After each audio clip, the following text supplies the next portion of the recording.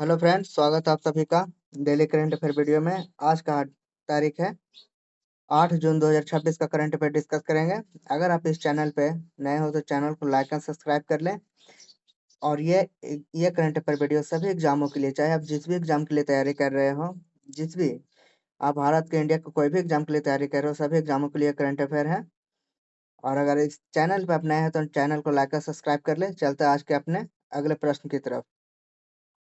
आज का पहला प्रश्न है फ्रेंड्स, आज का पहला प्रश्न है, युवाओं के बीच गहरे तकनीकी नवाचारों को बढ़ावा देने और उन्हें मेंटरशिप देने के लिए आईआईटी दिल्ली में कौन सी राष्ट्रीय पहल शुरू की गई है? इसका राइट आंसर हो जाएगा ऑप्शन नंबर ए, नवाचार पहल शुरू किया गया है। देखते हैं इसका कुछ फैक्ट, देखते हैं फ्रेंड्स।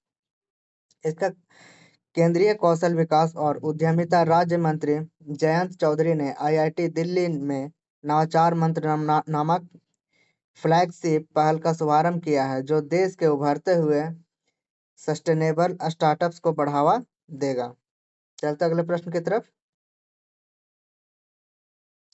अगला प्रश्न है फ्रेंड्स, ब्लूमबर्ग के हालिया आंकड़ों के अनुसार वैश्विक मार्केट कैपिटलाइजेशन रैंकिंग में भारत फिसलकर किस स्थान पर पहुंच गया है? इसका राइट आंसर हो जाएगा ऑप्शन नंबर सी। इसके पहले भारत छठे स्थान पर था, लेकिन अभी 7वें स्थान पर फिसल कर आ गया है। इसका कुछ फैक्ट देखते हैं। विदेशी निवेशकों द्वारा की गई भारी बिकवाली और घरेलू बाजारों में सुस्ती के कारण भारत वैश्विक शेयर बाजार रैंकिंग में छठे स्थान से फिसलकर 7वें स्थान पर आ गया है।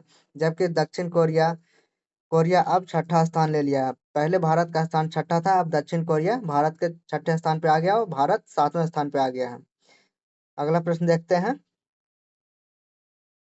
अगला प्रश्न हमारा है फ्रेंड्स, अगला प्रश्न है, एआई इंडिया एआई मिशन के नए मुख्य कार्यकारी अधिकारी सीईओ के रूप में किसने अतिरिक्त प्रभार संभाला है? इसका राइट आंसर हो जाएगा ऑप्शन नंबर ए, सौरभ विजय।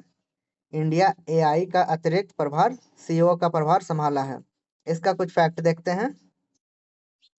भारतीय विशिष्ट पहचान प्राधिकरण यूआईडीएआई के वर्तमान सीईओ सौरभ विजय को इलेक्ट्रॉनिक्स और आईटी मंत्रालय के तहत काम करने वाले इंडिया एआई मिशन के सीईओ का अतिरिक्त प्रभार सौंपा गया है। ये सौरभ विजय यूआईडीआई के वर्तमान सीईओ भी है और इसे इंडिया एआई का सीईओ का प्रभार सौंपा गया है। चलते अगले प्रश्न की तरफ। अगला प्रश्न हमारा है friend, state of India digital economy report के अनुसार आर्टिफिशियल इंटेलिजेंस क्षमता सूचकांक में भारत दुनिया के किस स्थान पर है? इसका राइट आंसर हो जाएगा ऑप्शन नंबर से, भारत इंटेलिजेंट के मामले एआई के मामले में आर्टिफिशियल इंटेलिजेंस के मामले में भारत दुनिया में चौथे स्थान पर है। इसका कुछ फैक्ट देखते हैं। इस वैश्विक सूचकांक में भारत को दुनिया के चौथे सबसे बड़े एआई क्षमता वाली अर्थव्यवस्था माना गया है। पहले 3 स्थानों पर अमेरिका, चीन और सिंगापुर है। पहले 3 नंबर पे अमेरिका है, दूसरे नंबर पे चीन है, तीसरे नंबर पे सिंगापुर और चौथे नंबर पे भारत है आर्टिफिशियल इंटेलिजेंस के मामले में। चलते अगले प्रश्न की तरफ। अगला प्रश्न हमारा है, किस प्रसिद्ध आध्यात्मिक नेता को उनके audio book meditations the reflections of his holiness के लिए 2026 का प्रतिष्ठित ग्रैमी पुरस्कार दिया गया? इसका राइट आंसर हो जाएगा Dalai Lama. Option number B, Dalai Lama को यह अवार्ड दिया गया है। इसका कुछ फैक्ट देखते हैं। तिब्बती आध्यात्मिक नेता दलाई लामा को उनके विचारों पर आधारित ऑडियो बुक के लिए best audio book narration of story story telling recording की श्रेणी में 2026 का ग्रैमी अवार्ड मिला है। चलते अगले प्रश्न की तरफ। अगला प्रश्न हमारा है, 26 जून 2026 में आयोजित भारतीय रिजर्व बैंक आरबीआई की मौद्रिक नीति समिति की बैठक रेपो रेपो रेट को कितने प्रतिशत पर बरकरार रखा गया है? इसका राइट आंसर हो जाएगा ऑप्शन नंबर सी, 5.25। इसका राइट आंसर हो जाएगा। इसका कुछ फैक्ट देखते हैं।